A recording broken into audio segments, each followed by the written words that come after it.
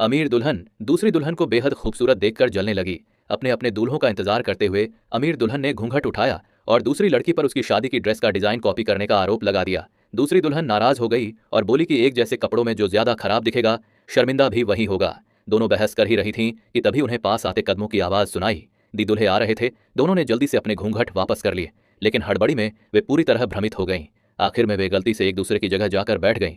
उसी समय एक भारी भरकम दूल्हा अंदर आया। उसे बिल्कुल पता नहीं था कि दोनों दुल्हनों की जगह बदल चुकी है। उसने सबके सामने अमीर दुल्हन को प्रपोज किया और उसे होटल से बाहर ले गया। थोड़ी देर बाद वे कार से उतर गए। भारी भरकम दूल्हे को कुछ अजीब लगा।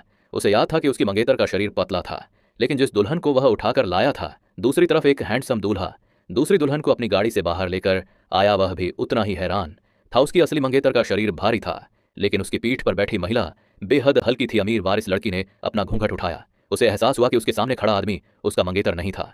दोनों ने दीवार पर टंगी शादी की तस्वीर की ओर देखा और सदमे में चुप रह गए। अमीर लड़की को आखिर समझ आ गया कि उसने गलत आदमी से शादी कर ली है। उधर हैंडसम दूल्हे ने अपनी दुल्हन का घूंघट उठाया। उसे बिल्कुल उम्मीद नहीं थी कि घूंघट के पीछे छिपी महिला इतनी खूबसूरत होगी। दोनों एक दूसरे को देखकर पूरी तरह हैरान रह गए। महिला को होटल में अमीर लड़की के साथ हुई बहस याद आ गई। उसे तुरंत समझ आ गया कि उसने भी गलत दूल्हे से शादी कर ली। जैसे ही उसकी नजर उस हैंडसम आदमी पर पड़ी, उसका दिल तेजी से धड़कने लगा। उसी समय अमीर लड़की और भारी भरकम दूल्हा जोरदार बहस में उलझ गए। बहस इतनी बढ़ गई कि दोनों के बीच हाथापाई भी हो गई, लेकिन लड़ते लड़ते उन्हें एक दूसरे की बातें मजेदार लगने लगीं।